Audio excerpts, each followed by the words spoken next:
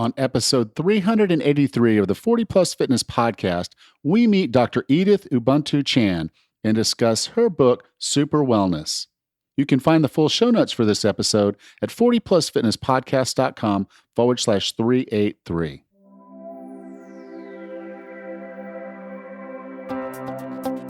Have you decided you're ready to make a change? To reclaim your health and fitness? The 40 Plus Fitness podcast is here for you. I'm your host, Alan Meisner. I'm an NSAM certified personal trainer with a specialization in corrective exercise and fitness nutrition. Let me be your coach as you find your way on your health and fitness journey. All right, let's go. All right, before we get into today's episode, I did want to take just a moment to make a few announcements. There's still time to sign up for the June challenges. We're going to have 3 of them, so it's going to be a very busy month at 40 Plus Fitness.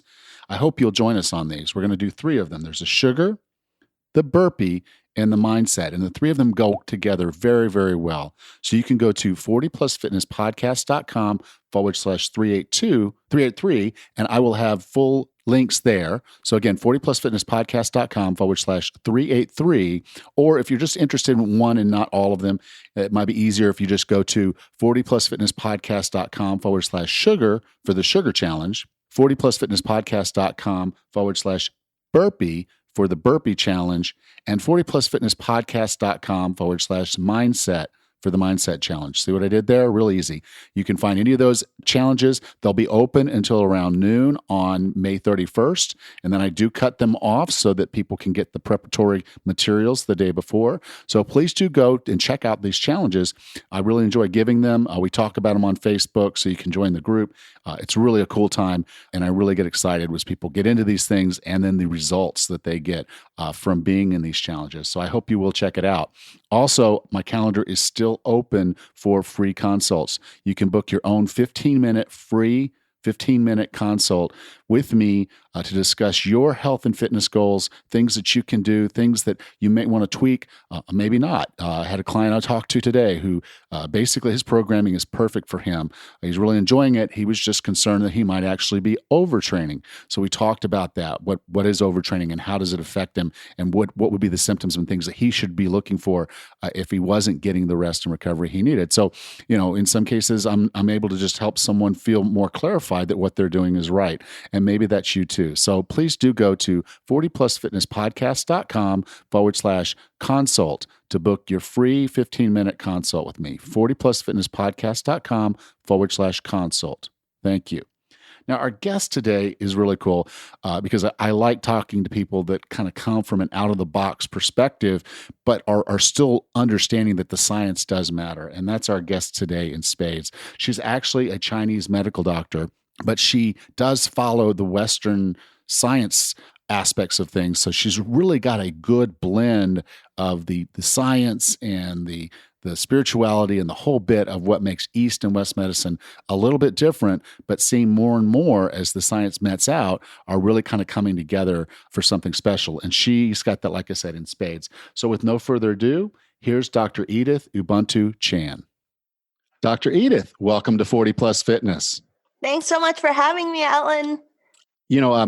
I wrote a book on wellness not long ago, and so it's really cool when I start seeing this term wellness showing up in books. And, I define wellness as being the fittest, healthiest, happiest person you can be. So I see it more as a kind of a whole word versus the bits and pieces. And I've kind of, as I went through and I got thinking about this term again, because I'm seeing it in your book and I'm seeing it a little bit more and more in some discussions, I thought, when I was in my 20s, the word in my head was always fitness. Yes. And then as I got into my 30s and early 40s, the health thing started becoming kind of more to the forefront of this whole thing of, okay, I can't just have fitness, I got to have health.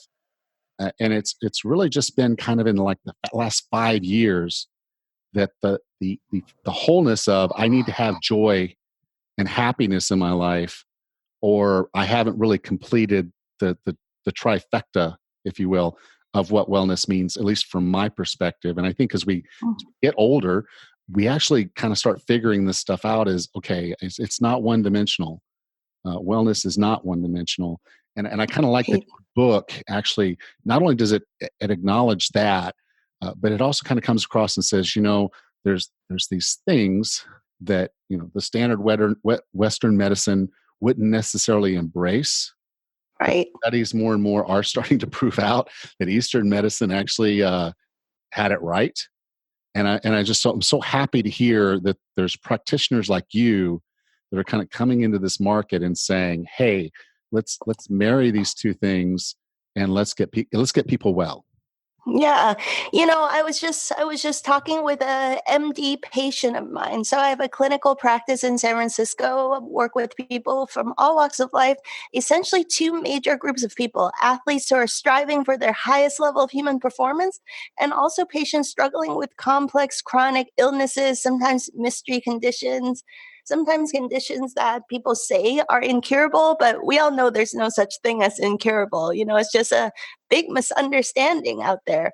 Well, this patient of mine is a burnt out, very good hearted, but totally exhausted, fried, burnt out MD who's taking a sabbatical and reevaluating her life and her career. And we were talking about how Western medicine hijacked the term healthcare because what she does is excellent emergency life saving medical procedures, but it is not health care. Yeah, it's illness care. Yeah, it's sick care, it's illness care, and it's very important, but it's a teeny tiny fraction of the whole picture of what health is. So I think people don't get confused if we use the term wellness, right? Because health, the word health has been confused for way too long in our society. And I don't disagree with you at all on that one. I mean, it's I do actually have a relationship with a doctor, and I went to him specifically because he focuses on wellness care. He's like, we're gonna have appointments on a regular basis. We're gonna get blood work done. We're gonna talk about what's going on in your life, and we're gonna solve your health problems before they become health problems. And that's rare. That's rare to find folks that are doing it, but it's more and more common each and every day, I think. Yeah, I think it's no secret to any of the listeners out there. Our medical paradigm is so horribly broken. Our doctors are aware of this. Our doctors have such good hearts, such good intentions. They went to medical school to get all this training because they want to make the world a better place. They want to help people. They want to serve. But then their education trains them into this very narrow sliver of reality. And in some ways, sometimes they forget about the other 99% of reality out there, the mind, body, spirit oneness, the joy in your life, time in nature, breathing, sunshine, hugs, laughter. All these things are part of health and wellness. And guarantee they don't have classes about this kind of stuff in medical school. And if they get more than I guess a semester's worth of classes on nutrition, that's kind of special because that's not what medical schools are really all about. But unfortunately, a lot of what's happening with us is about what we're putting in our mouths, what we're putting on our bodies, the movement. And I think each and every one of us is just, we fundamentally know, if I'm not eating well and I'm not doing some form of movement practice, resistance training or stretching or cardiovascular, not doing something, we know we're not doing ourselves any favors. But in the book, you come up with the concept that even that, if you're doing those things, good, but that might not be enough for us to actually be well. Okay, so chapter 1 of my book, Super Wellness, is, as you know, why eat right and exercise is not the key. And just full disclaimer, obviously, I picked that title to catch your attention, and I hope I did. You did. I'm a fitness trainer, but even I will sit there and tell my clients, I'm like, you're in the gym with me.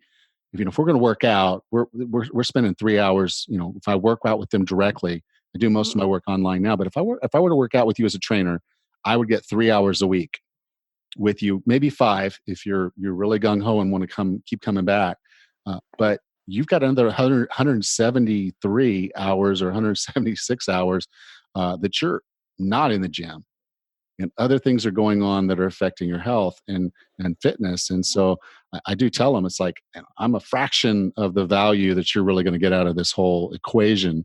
Um, Yes. but even then, it's like, okay, so you're eating well and you're exercising, but there's still more to this wellness thing Well, than just those. here's the thing. In all of my training, I've been told I've taken all these different, very fancy certification in nutrition. I have 2 different graduate degrees in holistic medicine. Everybody says you got to eat right and exercise. But here in the San Francisco Bay Area, my clients are usually very health savvy people already, like people who are already eating super clean, already working out. They go to yoga and Pilates. I have athlete patients, and yet they're still suffering from chronic illness.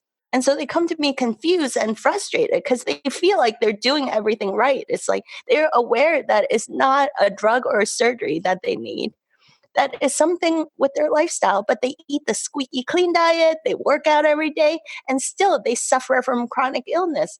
So it frustrated me as a practitioner for a very long time until sometimes, you ask those super obvious questions and you hit your forehead like, duh, why didn't I see this before? I Yeah. just asked the question, what if it's not about their diet or exercise? It's like the floodgates started opening and you realize, wow, this person doesn't sleep right. They don't breathe right. They don't see sunshine, fresh air. They're chronically stressed out. They're in a toxic relationship. They're in a job that they hate. They have so much toxic levels of stress in their life that no amount of healthy diet and exercise could undo that kind of toxicity. And so in researching for my book, it was so fascinating. I found this 2016 study that was the first time I'd ever seen a study. I love that they're starting to do studies that look at these kind of synergistic, multifactorial things in our health. They wanted to see how stress and diet interact with each other. So they took these women and split them up into 2 groups. One group ate a super controlled inflammatory diet that they knew would increase blood markers of inflammation like C reactive protein and so on. Then they took the other group and gave them an anti inflammatory diet. Guess what they found? Well, I know what they found because I read the book. So, but why don't you Okay. tell us? All right. Well, it turns out that for the women that reported high levels of stress, it didn't matter what they ate. Whether they ate the squeaky clean diet or the crappy diet, they were still inflamed because the stress had them so inflamed already. But for the low stress group, people who reported low levels of stress, eating the crappy diet made their blood markers worse. Eating the clean diet decreased their inflammation, made their blood markers better. So that's just one study, but is it possible that that diet is secondary to stress? That after you've got your stress well managed, well controlled, then look at your diet. I'm not saying everybody should be out there, like binge eating ice cream and potato chips, but it's good to consider how these things synergize together to ultimately create the well being that we're looking for. Yeah, I was, once I kind of got hold of myself from what I would call a health and fitness perspective, and then started understanding wellness a little bit better. I'm sitting there and I'm at, probably the lowest body fat percentage I had been in, I don't know, 20 years or so. And, I'm as fit as I really almost have ever been. And I'm doing Tough Mudders with my daughter, and I'm kind of doing well from perspective. And it felt good because of the difference from where I had come from. But I would go into the doctor and I get the blood test, and my C reactive protein was off. My homocysteine was off. Mhm. When I sat down, my blood pressure was kind of right on that edge of, hypertension. And, occasionally I'd come in, my thyroid function wasn't optimal. And Yeah. we would just be having these conversations. And I'm like, I really don't want pills. I don't think pills are the answer to this problem. The more and more I kind of got into it, I'm like, okay, I looked at my blood test relative to when we were doing layoffs at work and when I was going through relatively stressful periods of time, and Mhm. I could see the stress levels moving my blood markers. Yeah. And that's kind of when that light came on, is like, okay, I'm in a job that is effectively killing me. And Yes. so I'm not necessarily working for a living anymore. I'm working for a dying. And Yeah. if I don't Yeah. do something, then that's my choice. I could choose to do something about it, or I could choose not to. And now that I've been in Panama for a while, I'm waiting for my blood results to come back in, and I'm willing to bet that my numbers are going to be a lot better. Yeah, I have a similar story. Back in the first .com boom, I had first this is 17, 18, 19 years ago. I used to work in software. So my story is that back when I was 4 years old, I grew up in Hong Kong and I watched this amazing qigong healer in one session emit energy and heal my dad's back pain that was unresponsive to all western medical treatment and heal my sister's ankle sprain that was all swollen and nothing was helping. In one session, I'm age 4, watch this woo woo shaman basically emit energy from his hands and heal my father's back pain and heal my sister's ankle in one single session. And I remember at age 4, I said, that's what I'm going to be when I grow up. But all the adults said, that's not practical. You can't do that. You should go to school, get good grades, and buy a house, have 2.5 kids. And so I did what the world said you should do. I went to school. Actually, after they said you can't be a healer, I said, well, maybe I'll be an astronaut. And so all the adults said, good, be really great at math, science, and engineering, and maybe you can be an astronaut. So fast forward years later, I'm at Harvard getting a math degree and I graduate and I end up going into software and I'm rocking at this job and getting promotions and everybody says, great job. My hardworking immigrant parents are super thrilled, so proud. And I'm getting Employee of the Year awards, and I'm miserable. I'm 10, 15 pounds fatter than I was, 10, 15 pounds fatter than I am now. I had acne, I had stomach pain, I had monthly debilitating menstrual cramps. The list goes on, chronic headaches and migraines. Well, one day I walk into this board meeting with the super high ups. I was so excited. I finally got invited to this really awesome high level board meeting because my job was as a translator between business development and technology. That's always kind of been my gift, is translating technical concept into layperson friendly concepts and back and forth. So I'm at this meeting serving this role to kind of bridge the gap between the business requirements and the technical requirements. And I walk in, I see these uber successful, high level senior executives, and I see the whole room. It was like the record player just came to a screeching halt. They're all looking stressed out, frazzled. They were just like me. There's hardly a few of the other ones also had migraine headaches like me. None of them, I can't know for sure what's going on in their lives, but none of them look particularly bright, shiny, joyful, fulfilled, or healthy. It was like life was showing me, if you keep going down this track, this is the life you're choosing. And this voice just said, is this what you always wanted to be when you grew up? And in that instant, it flashed me back to age 4 when I saw the healer healing with his energy hands. I thought, what? What happened? I'm living somebody else's life. This isn't the life that I said I wanted to live.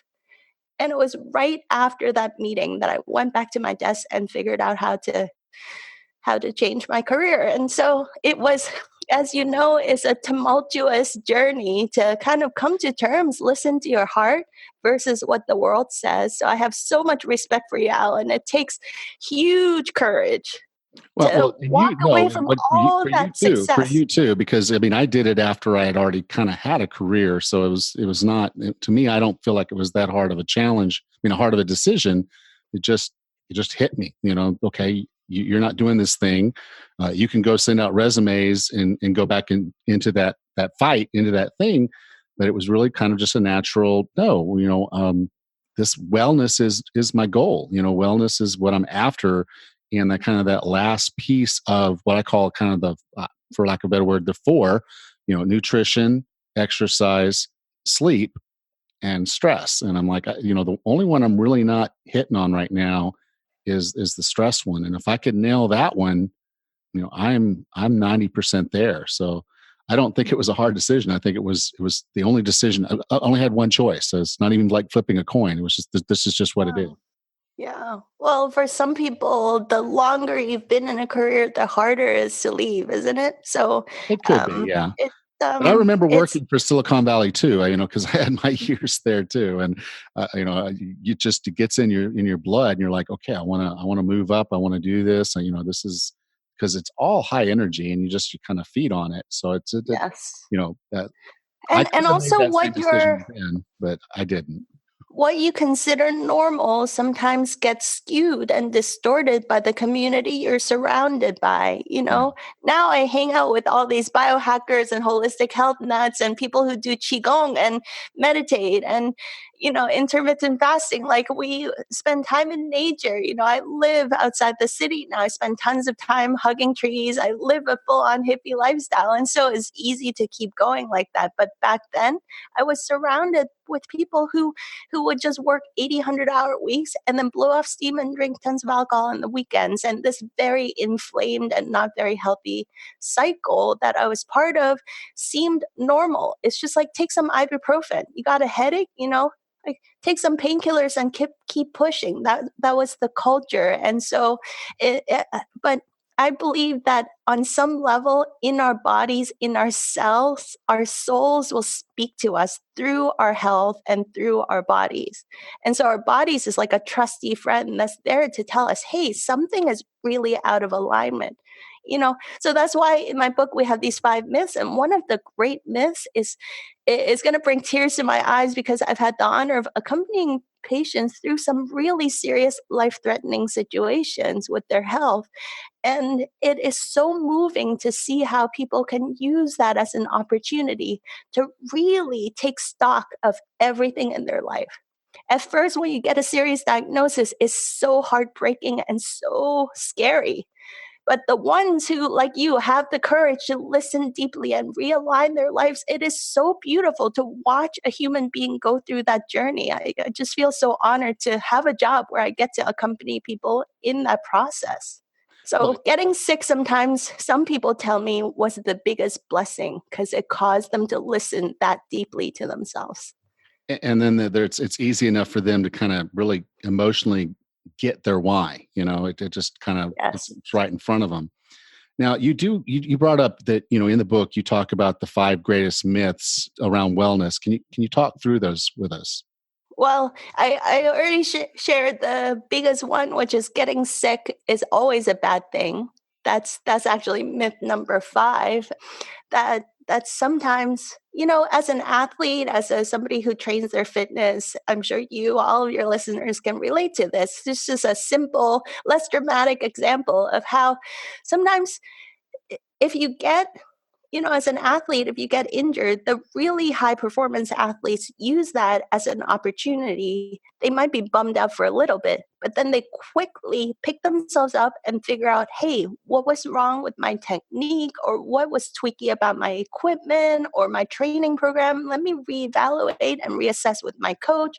And then, as a side effect of that, their performance dramatically skyrocket because they're like a student, they listen deeply and they figure out how to fine tune, optimize, and improve. And often that's how they have their big breakthrough. And then with my patients who suffer from serious illnesses, the ones who go deeply within themselves to do that kind of soul searching are often the ones that have the best healing results. By surrendering completely to the illness and using it as a teacher to listen deeply to see what it is trying to say through their bodies, right? So getting sick and injured is not always easy, but often there's a great gift on the other side of it.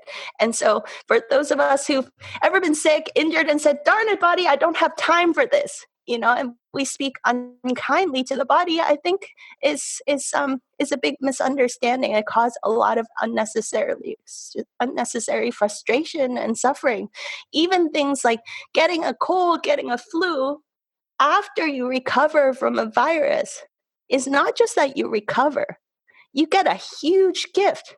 Your body is amazing. It will create the perfect fever the perfect response, an elegant cascade of immune reactions so that you not only recover, but you get lifelong immunity from that virus. So I think we owe our bodies a huge debt of gratitude that it is such a miracle that we can put it through these stressful situations and it can bounce back and heal from all the stressors of life. In fact, in my opinion, that is what health and wellness is about. This ability to support and listen to the body and know that it can adapt and bounce back from all the ups and downs of life. So that's myth number 5, but I'll start with myth number 1. Myth number 1 is, I think, maybe the single most important one to talk about, because we've come to think in our society that, we want to outsource everything. We want quick fixes in this society. I think probably not your listeners, but most people out there in America have been trained to have quick fixes. But I always ask people, how long is your doctor's appointment? Alan, you have an amazing doctor, so Yeah, that's my doctor's a little different, but I would say anytime I actually do go to any other doctor for what I would then call illness care or sickness care, it's maybe 7 minutes. I'm going to spend yes. 2 hours there waiting, and then being moved to another room and wait and put in another room and Right. sit. And then you're sitting there and you're on your phone. It's like, okay, I'm playing Sudoku and I'm waiting. And then the doctor comes in, okay, looks at your chart real quick and says, here's some amoxicillin. You should be fine. And then walks out the door. And you're 7 minutes in, and it's like, okay. Right. And then So you get most the doctor's bill. appointments are, 5 to 10 minutes, 5 to 10 minutes, like once or twice a year. So I always say, okay, now contrast that to your appointment with yourself. How long is your medical appointment with yourself? It's Well, it's 24/7, 24/7, 365 for every decades and day. decades and decades, isn't it? Yeah. So it's just like silly when you think about it like that why would we give our power away to some guy in a white coat when we have the ability to listen to ourselves, to know that we are the boss and CEO of our own lives. And honestly, your doctor, I'm sorry to just be blunt, your doctor is your minion working for you. I Yeah. always say that to my patients too, because my patients say, Dr. Edith, what should I blah, blah, blah. I'm like, okay, well, according to my clinical experience, these are the things that I think will give you the best bang for the buck results. But remember, you're the boss. I'm your minion working for you. I always remind my patients of that because that's what got us into so much trouble. It's not that we shouldn't listen to all the experts that have these advanced trainings. We should definitely, but never above and beyond our own inner guidance. Always use your own discernment. And if you don't resonate with this doctor's philosophy, fire the doctor and hire a different one. You I have kind of that look at it power. this way. You have that choice. Don't ever forget that your doctor works for you, not the other way around. If So you went myth out and number hired a one plumber, if you is went out and hired a plumber and said, "Okay, I need you to fix my sink," and they get the water running, but you don't have hot water, you only have cold water, right. and they say, "Well, at least it's running." At your age, that's about all you can hope for. You'd be like, "What? I want Right. I want my That's a sink to work. great I hired you to analogy. work on my sink." And if your doctor sits there and says, "You're going to have to take this pill for the rest of your life. That's just the way it is. This is your age. It's just how you are." Then you're like, "Okay, I have to accept that," because, like I said, he's in the white coat. He knows what he's talking about. Which is why I really like. I actually think your second myth is my favorite one. My second myth is this idea that this causes so much stress and pain and frustration amongst my patients and just people in general, because people have been told things like, your condition is incurable. There's nothing you can do about it. Or, oh, it's just in your genes and there's nothing you can do about it. Well, our minds is so powerful that if we're told and we actually believe and act upon that belief that there is nothing you can do about it, then you don't do anything about it. And it becomes a self-fulfilling prophecy that it just keeps going down the same trajectory that you're on. But this is such horribly outdated, unscientific thinking that it just gets my blood boiling, because there are all these myths out there. In fact, I read this article that's based on a book. What is the book? It's something about facts, how scientific facts have a half-life. That most so-called scientific, especially medical facts out there, I think they are proven false within 4 or 5 decades. But some doctors were trained decades ago, and it just takes about 5 decades for new scientific information to kind of propagate into how we run our lives, our society, and our medical care system.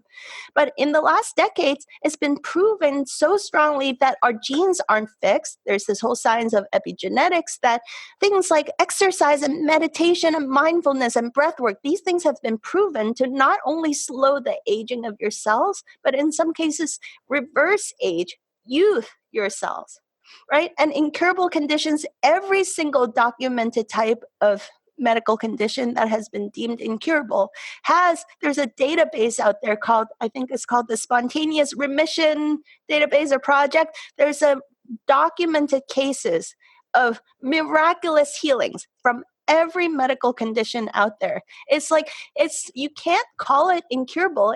We can really just be honest and say, hey, sometimes things heal, and science and our medicine today doesn't fully yet understand the full mechanism of action of how to create that healing.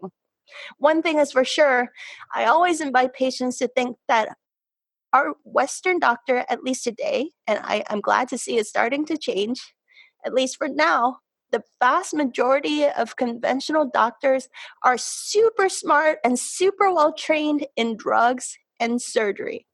Right? Like, you don't go to your car mechanic and ask him about your plumbing. So it's not appropriate to go to a doctor who's been trained in drugs and surgery to understand things that are outside of drugs and surgery, such as nutrition and lifestyle and mind-body connection and so on, unless they have specialized training in that, right?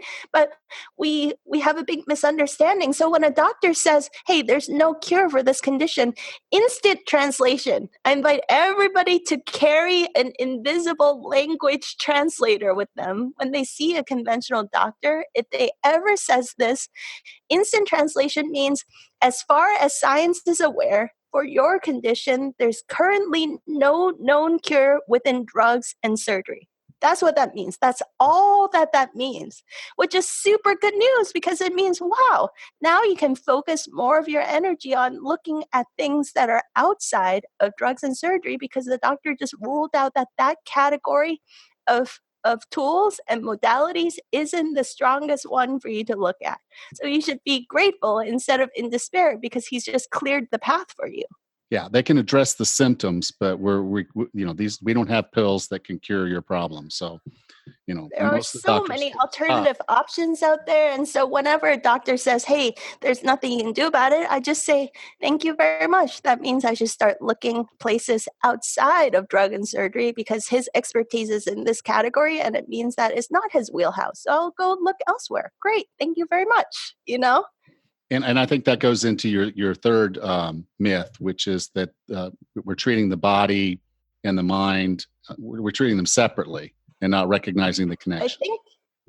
I think that might be the fourth myth, but we can jump around. The fourth myth is this idea that I think as a society, we're outgrowing. This is such an outdated idea, but we used to think that, some diseases are just in your body, some conditions are just in your mind.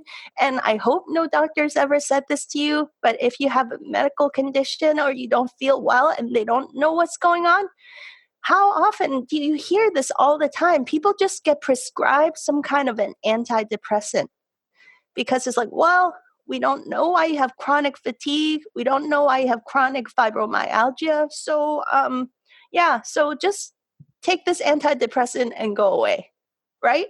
Yeah. It's all in your mind, because we can't detect anything from the blood test or imaging what's wrong with you, And so truth is, we've all had those experiences where when we eat some food that, agrees with our system, our minds feel brighter. If we eat foods that's inflammatory, we feel cranky and moody, and our minds, our emotions, we become irritable, and we think that the food that we ate is just physical. No, it affects our mind, body, emotions, and spirit. Many people tell me, and that's a big part of the Super Wellness book, has this journey that it takes you through, that after they clean up their lifestyle, then they go to meditation retreat and they have big breakthrough spiritual awakening experiences, because after they've cleaned up their bodies, then that clarity, that spiritual awakening becomes so much more easily accessible to you. And this may sound woo-woo, but it's over and over again my experience accompanying patients in cleaning up their bodies, optimizing their lifestyle.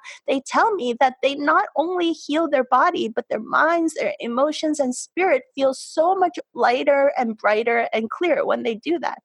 Likewise, if the previous example of living a toxic, stressful lifestyle, doing work that you hate, and then your C-reactive protein levels go way up, your homocysteine goes up. That's an obvious example of how mental and emotional stress create very clear physical manifestations. And sometimes if you linger long enough, that kind of blockage and inflammation creates real physical illnesses, like tissue level changes, if it lingers long enough. And so it's just a big, huge misunderstanding to ever separate the mind, body, spirit. In reality, all of these are intertwined together. We have to address all the levels of our well-being.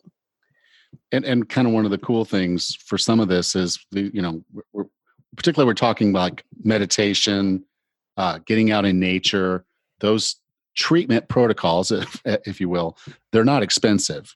And so it's not that you have to go out and spend a whole lot of money on medicine sometime, or a whole lot of money on a surgery. Sometimes health is much more accessible financially. Yeah, that's the other myth out of the five, is probably the number one reason why I just had to write the book. I'm run my clinical practice. I do online seminars. I am homeschooling my 4-year-old boy, and I'm a busy person, but I just couldn't bear for this myth to perpetrate any longer. It was like just making my blood boil that out there we have been, I'm sorry to use this word, essentially indoctrinated into a belief system that the more complicated, sexy, expensive, fancy procedures are the ones that we should focus our energies on. I always invite everybody to consider that if you see billboards or advertisements on TV, just remember that that requires funding, which means that if you see all these advertisements, it means it's making somebody a lot of profits out there. And that's not to say these things don't work, but we've skipped over the free things that, in my experience, shocked and surprised me, often work even better than some of the expensive things. And so things like breath work, sunshine, time in nature, a really good night's sleep. These things are scientifically documented now to create such profound influence on your health, your healing, and your well-being. But the problem is that nobody can make money off of just inviting you to take 3 breaths in between every meeting, to make sure you go get fresh air and sunshine, to take off your shoes and ground your body in physical contact with nature, right? All these things are so free that there's never any profits to drive advertisements on TV or billboards on the highway. And so we have to take back that ownership attitude to recognize that actually some of the most potent and powerful self-healing tools are already available to us in abundant proportions. It's free or almost totally free, super simple, easy, abundantly available. We just have to make that choice. And sometimes I think it's kind of, the analogy I like to make is like this. Do you use a Mac computer? I do. Okay, so let's say you have Mac and you really work it. You bring it to the Genius Bar at your local Apple store. and you wait in line. You're like so frustrated. I can't wait to get some professional help on this. And they look at your computer and they say, you know what? Your battery's low. You just need to plug it in. Just plug it in and it'll start working. And maybe after you plug it in and charge up the battery, you could do some optimization with the apps. But it's like that with our health so much, isn't it? I don't want to belittle it, but it's like we are running around with low battery because we don't breathe right. We don't hydrate well. We don't get proper sunshine. We're like zoo animals living in these boxes in such an artificial environment. Our circadian rhythms is all out of whack. These things are the fundamental, I call them essential nutrients for life, for your health, well-being. And when these things are missing, no pill or procedure out there could ever be as powerful as recreating that really necessary foundation for your health and your well-being. It's just like plugging your laptop back into the socket to charge up the energy, your body energy. Like, how is your battery operating? First, get it plugged back into the system first, get your energy flowing, get your circadian rhythm, get your breath, get your hydration, get these basics back in order. And a lot of times, those complicated conditions either just vanish or they're so dramatically better that then you can work one-on-one with your professional practitioners and your results might be 2x, 3x, 10x, 100x better than you could ever imagine. Yeah, it's kind of the IT joke when you call the help desk. I don't know if you saw the show, the IT guys from the UK, but it's a hilarious show. But they work in the help desk, and it's like every time he answers the phone, it just becomes this: Did you turn it off and turn it back on? Right. Yeah. And it's weird to say this, but in a lot of cases, our health is kind of the same way. It's just Totally. just unplug for a minute. Just go back to the basics and kind of let your body and mind, just your spirit, just reboot. Yes. And you're going to come at this with a lot more energy and a lot more capacity to work well and to think well and all that. Now you have this acronym in the book. It's health, and I'm kind of a sucker for numbers and acronyms. But so I have to ask it. Can you go through the acronym for health? Yeah, I'm so glad you asked. So the class that Super Wellness is based on, this book is based on a class that I started teaching back in 2012 when I started blowing my minds and my patients' minds when we started discovering that these simple things that are essentially free, easy, so abundantly available were often giving us even better results than the expensive fancy procedures out there. So my patients and I are blowing our minds, and I started just teaching a class, just sharing these findings and sharing these tools and tactics for your self-care and your well-being. And it shocked me that when you get a group of people together with that common intention, sometimes I was getting even better results, often getting even better results with the community, groups of 8 to 10 people teaching, doing these classes. That community support, that common intention, that social learning, people were having massive transformations that I could hardly believe. And so gradually over time, I discovered that the order, the sequencing actually made a huge difference. About 8 or 10 iterations into teaching this class, I discovered that there's a step-by-step journey that was delivering by far better results if we explore these lifestyle practices in that specific order. And then one participant said, "Hey, Dr. Edith, your class is 6 weeks, and HEALTH has 6 letters." And then I looked at it and it fitted perfectly. It was like the universe just delivered this acronym, this whole framework just on my lap. It instantly fit exactly the curriculum that we had figured out. And so blessed. And because in writing a book and sharing this information, people love acronyms. I love acronyms. It's unforgettable, So we'll start with the first H. The first H, the first module of the six-week Super Wellness course that I started teaching back in 2012, the first H stands for coming home to ourselves. And I think that's really the first step in any transformational journey, is just to realize that you are the boss and CEO of your own life. And that a lot of times we don't need to be way overcomplicating things in life, that we already have the answers within us. We just need to give ourselves permission to act on that inner knowingness, right? So we like to give our power away and make things so overcomplicated. But really, in that first step of super wellness is to recognize you're the boss. What is your definition of health? We spend a lot of time looking at this because the world is always going to, tell you want to be healthy and successful, but people don't take time to be like, what does that mean to you? What does success mean to you? And what is your definition of health? And modern conventional medicine says health is the absence of disease, illness, or even symptoms. And that's why they have such great techniques for suppressing symptoms. Isn't it true? Because they're doing a good job aligning their tools, tactics, and strategies to their definition of health. But we all know that most of us would not define health as that.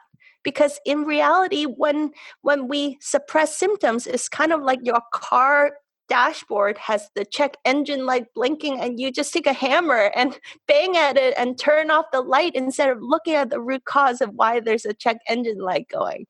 So coming home to ourselves means going deeply within, checking in with ourselves. What is our own definition of health? Like my definition of health is the ability to adapt and respond to all the ups and downs of life, to learn and grow from every experience of life. And so instead of running away from symptoms, I run towards the symptoms and really try to learn something every time my body speaks up and says, this feels out of balance. To know that there's wisdom and some really important information that I need to listen to. So coming home to ourselves and recognizing that sometimes simple things like self-care practices that are totally free, easy, abundantly available is already available to us. So take advantage of those things coming home. The second letter is E, and E stands for environment. And I was listening to this TED Talk. This woman named Min Kuo did a great TED Talk about how essentially zoo animals back in the day were given the right water, the right food, and everything that zookeepers knew they needed for survival, and they were dying at alarming rates. And then now it's well known by anybody who keeps a zoo that you have to mimic the animal's natural habitat, or else they will die very quickly. You cannot just put an animal in a cage and give them food and water and expect that they would thrive. Likewise, in this society, most modern humans are like zoo animals these days. We're living in these boxes, getting toxic artificial lighting like LEDs and fluorescents. We don't get natural full spectrum lighting anymore. We have epidemic proportions of vitamin D deficiency, and we don't have good circadian rhythm. So during the day, we don't have good energy and vitality. At night, we don't sleep in darkness. So we don't get that bath of melatonin that our cells really need to heal and regenerate every single night. Like melatonin has been found to have powerful anti-cancer, antioxidant, immune-boosting, tissue healing properties. The list goes on just from sleeping in complete darkness. Simple things like that, optimizing your environment to get natural sunlight during the day, sleep in darkness at night, go outside, spend time in nature. Physical contact, barefoot on bare earth, has been found to have incredible medicinal properties of optimizing your nervous system, anti-inflammatory function, antioxidant function, shifting your nervous system out of stressful fight or flight mode into parasympathetic relaxation and healing mode. And all this stuff is totally free. Optimize your environment. Give yourself the gift of these free, easy things. Get out of the zoo cage and go back into your natural habitat. You'll be so shocked and surprised how simple things like that could be complete game changer in your health. So H stands for coming home. E stands for environment. And then A is a huge one. A stands for first air, then agua, and finally, umph, My husband came up with this as in the food that you eat. All right, Alan, I'm going to ask you this. How long can a person survive without eating physical food? I've heard of people going as long as 40 days. So yeah, you can go Yeah. good long time without food.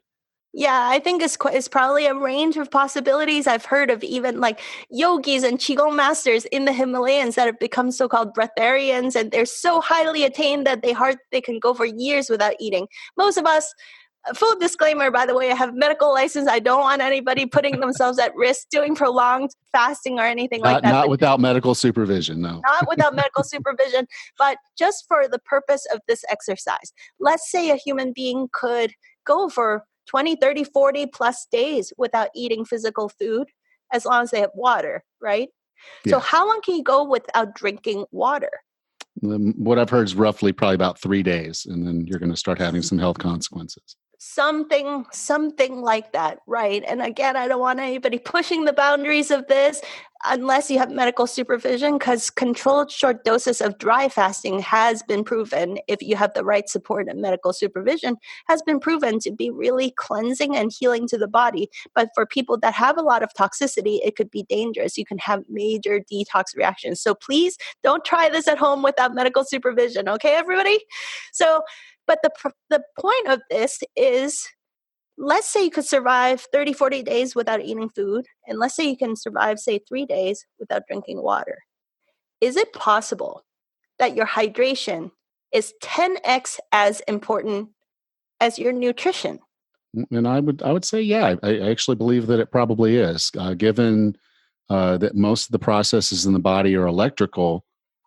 You need the fluids, you need the electrolytes, you need that stuff in balance and working. And if you're not properly hydrated, yeah, I could see that being a big problem.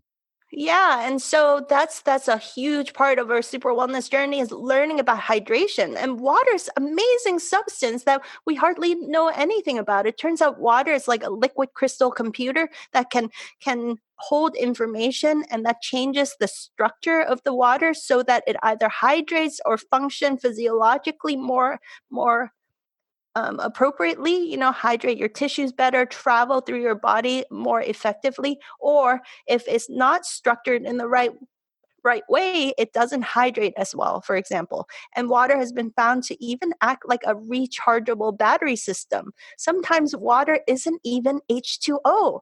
It can shift into this fourth phase called H3O2, which has been researched by a doctor named Gerald Pollack up at University of Washington, that our cellular water is something that is not really even H2O. It's mostly H3O2, and it charges up like a rechargeable battery system. It needs light. Full spectrum light or infrared light is really good at charging up the water in our cells so that it can fuel our cellular biology through the electrical mechanism. I mean, it's just fascinating, mind-blowing stuff that they never taught us in our school, in our health class, in biology class, and certainly not, our doctors don't learn this stuff in medical school. But this is the latest science that is changing our understanding of human biology. And in Super Wellness, I say, why not take advantage of the latest understanding and play with our water, learn more deeply about how to hydrate? What if learning about hydration could be 10x as important as learning about nutrition, right? Now, take this to a whole other level. How long can you survive without breathing air? I've heard around 8 minutes, unless you've done some training as a free diver, or maybe Wim Hof might be Well, able to most of go us longer, but most of us probably about 8 minutes, and then we're toast. Well, most of us could probably go 8 minutes if we train. It's Yeah. probably more like 2 or 3 minutes, honestly, without training. So, but the point is the order of magnitude, right? What if your breathing is 1,000 or 2,000 times as important as your hydration for your survival? And your hydration is 10x as important as your nutrition. So that puts everything back into its proper context. In researching for my book, I found that most adult humans only breathe 30% of their lung capacity. So most of us are walking around tired, frazzled, stressed out, maloxygenated. And the lower lobes of our lungs that we don't expand fully because we don't do deeper diaphragmatic breathing is holding onto old toxins. It turns out when you breathe properly, that 70% of your body's detoxification happens through the breathing mechanism, only 30% through peeing and pooping and sweating. So it's like we all know how horrible it feels if you don't poop properly, if you're constipated, but most of us are walking around literally constipated in our breathing. Our breathing is so shallow and so blocked that we feel awful. We feel tired and toxic. And what if breathing is a simple free tool that you can tap into? Nothing fancy. Just learn to take deeper breaths. Just learn to start and end each day with a set of 10 or 20 deep, big breaths. And in between meetings, shift your energy state by taking 3 deep breaths. Like, what if you just did that kind of thing consistently? It could completely change your day. And if you do that every day, it could completely change your life. So A is for, I came up with this kind of saying after publishing the book. I call it get your A's in order. Air first, agua second, and the food, is third.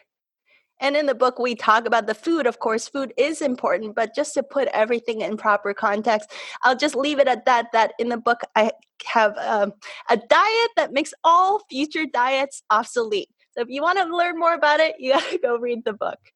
Okay, so that's A. Now that we've cleaned up and done all these low-hanging fruit things in our health and lifestyle, L stands for lightening up. So when we have better energy because we're getting sunshine, fresh air, sleeping deeply, we're properly hydrated, and so on, we've kind of feel like we're back in control of our life again. L stands for lightening up in terms of eating more slowly and mindfully, not dieting, not counting calories, but really savoring your food, chewing your food mindfully, listening deeply to what your body wants, what it doesn't want. So many times I find my patients who have digestive GI troubles, I discovered that a lot of times it's not what they eat, but how they eat. They eat too much. They eat too quickly. They eat on a go. They eat under stress. And when we just cultivate the simple practice of mindful eating, a lot of times the GI troubles just go away. The acid reflux is gone.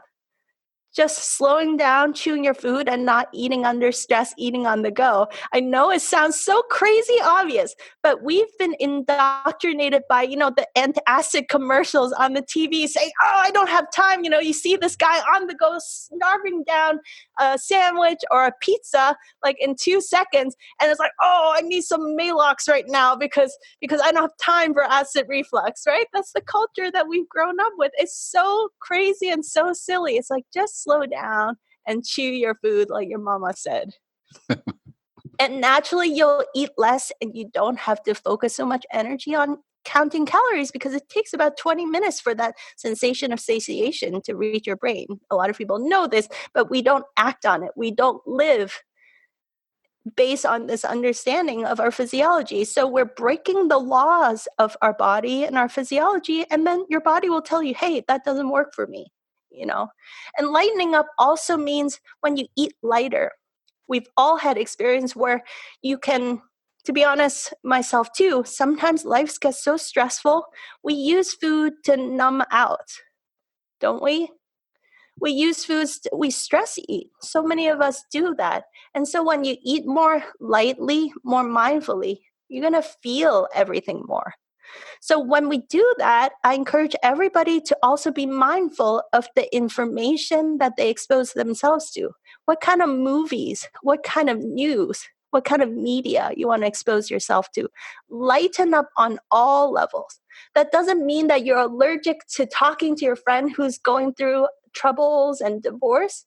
It means that you don't waste your energy gossiping about Hollywood news or stressing about things going on in our politics that we don't have any immediate control over. So kind of dial down the noise of all that heaviness that is in the media, the books, the movies, the news, and the radio shows, and so on, and lighten it up so that you have the mental, emotional, and physical energy to be full fully present with your friends that need your help, to be fully present with your family, with your kids. I think we all want that kind of deeper, richer connection, but our energy is split so much. We're so frazzled, so chronically exhausted because there's so much heaviness and noise and things that are pulling our energy in too many directions. So lightening up is actually an invitation to take back your energy, to stop wasting your energy in all those directions so that you can command your energy consciously and intentionally into the areas of life that you want to choose. So lighten up on all levels. Eating slowly and naturally lightening up your foods, but also lighten up all the media that you expose yourself to. And in that module in our class, we also do a 72-hour juicing cleanse as part of lightening up. Now that you've been through HEAL, which spells heal, now here's the juice. Now we work on our mindset, our thoughts, and all that stuff that everybody knows is so important. We all know it's all about mind mastery.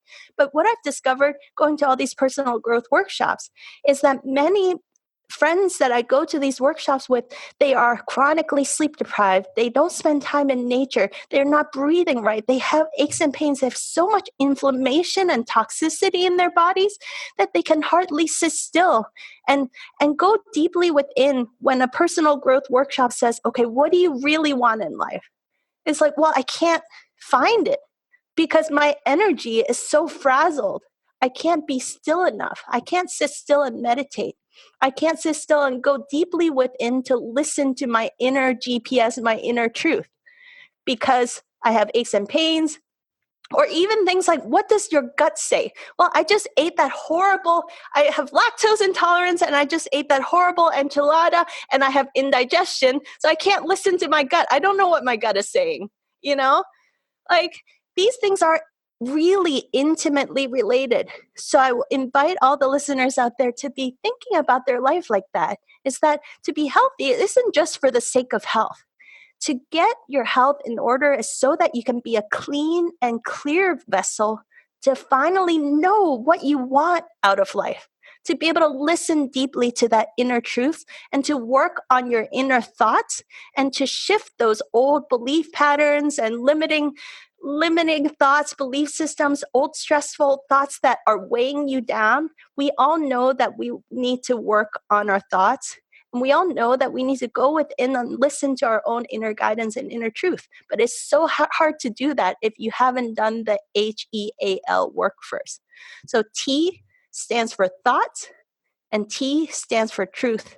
And in that part of the book and in my course, we go deep into my favorite practices for working with old stressful thoughts and going deeply within to find that inner truth that we're all really hungry for. And once we've done the groundwork leading up to this time, then it becomes really joyful, really rewarding and fulfilling to do that work. Otherwise, it could be just a whole bunch of frustrations.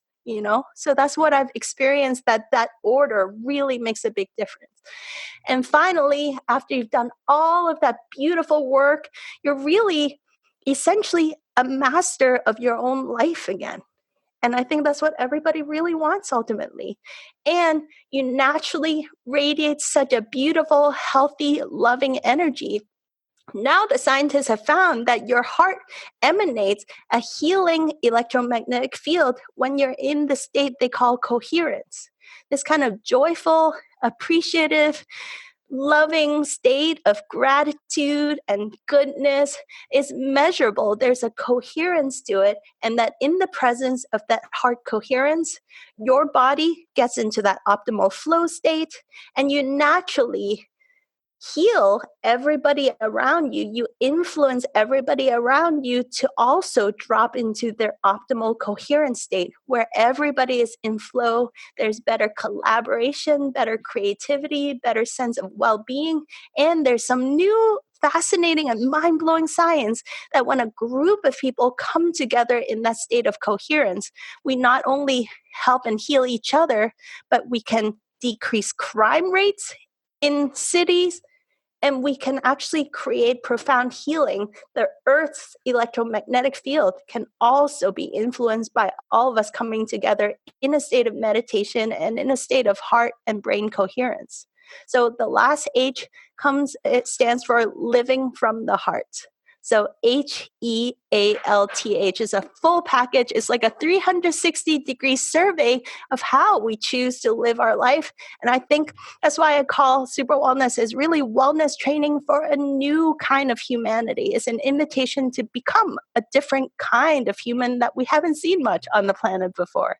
Yeah, and that's, you're right. Your acronym just fell right in place. I used streets in mine, and I had to do them all out of order and just to get it done. So yeah, yours is really, really cool. Now, so Dr. Edith, I define wellness as being the healthiest, fittest, and happiest you can be. What are 3 strategies or tactics to get and stay well? 3 strategies and tactics to get and stay well. Well, I always invite everybody to remember you are the boss of your own life. So in my book, Super Wellness, I've shared with you what I found worked for the vast majority of people, vast majority of the time. And so if I were to pick 3, I would say number 1, breathwork practice. Make that a higher priority than even healthy dieting. Number 2, make sure you get outside and get fresh air and sunshine on a consistent basis and spend time in nature. And number 3, I would say whatever tools works for you to work on your stressful thoughts, because we are like computer programs. And I'm sorry to say our education system, for the vast majority of us, except for a very lucky few, have essentially programmed us to be small-minded thinkers, to give our power away, and to be gentle with ourselves, to know that we're all in the same boat. It's not poo-pooing on anybody, and many of us have wonderful, inspiring teachers, but the vast majority of our thoughts that have been programmed by our society and our upbringing are very disempowering. So whatever tools, tactics, strategies work for you to heal and let go of those old limiting thoughts and belief patterns and shift into a more empowered way of thinking about life, that is the ultimate game changer. Those are really cool. Thank you for sharing those. So Dr. Edith, if someone wanted to get in touch with you, learn more about the book, Super Wellness, where would you like for me to send them? Well, the book can be found on Amazon if you just look up Super Wellness. I hope you guys enjoyed. I put so much love into it, and I think when you read it, you can feel that it's not just the tactics, tools, and information, but a sincere love in my heart that I want our world to be a better place for you, for your family, for all the future generations to come. Because we've been suffering so unnecessarily for way too many generations. So go to Amazon and just look up Super Wellness, all one word. You'll be able to find the book there. And on the superwellness.com website, there's a lot of great free content for you to explore. We have something called a 30-day Super Wellness Challenge, where every day I just guide you through a very simple 5 to 10 minute self-care practice where you get to supercharge your energy and melt away the stress and just blow your mind how simple things, 5 to 10 minutes a day, could be a complete game changer. And you can look me up on social media. On Instagram, I'm Dr. Edith Ubuntu. And on Facebook, I'm Dr. Edith Ubuntu. If you just type my name, Dr. Edith Ubuntu Chan, you'll be able to find, I have a bunch of other kind of informational websites that you'll be able to find. Okay. Well, you can go to 40plusfitnesspodcast.com/383, and I'll be sure to have as many links there as I can get. So Dr. Edith, thank you so much for being a part of 40 Plus Fitness. Alan, thank you so much for the beautiful work that you do, and also your example, the courage to be the CEO and boss of your own life, to show the world how it can be done at any age, and to have the courage to be that example for all of us. Thank you.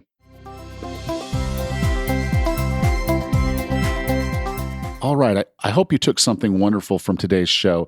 I do really stress that with my guests. I stress it with myself. I don't want you to have an episode where you don't feel like you got something valuable that you can apply in your life. And so I do hope that you did that. And if you did, I just want to ask you for a favor. Would you please help support the 40 Plus Fitness Podcast by becoming a Patreon. You can go to 40plusfitnesspodcast.com/Patreon, and that will take you to a page where you can basically sign up. And there's different levels, but you can give as little as $1. I ask if you could just give $1 an episode. That would be wonderful. It helps the show stay open. It helps me keep the lights on. And that's what this is all really about. I don't bring on sponsors. This is all just my personal training business and you. And I do appreciate all the help that I get. So go to 40plusfitnesspodcast.com/Patreon and become a supporter of the show today. Thank you. Next time on the 40 Plus Fitness Podcast, we meet Sebastian Gonzalez and discuss his book, I Will Beat Back Pain. Until then, have a happy and healthy week.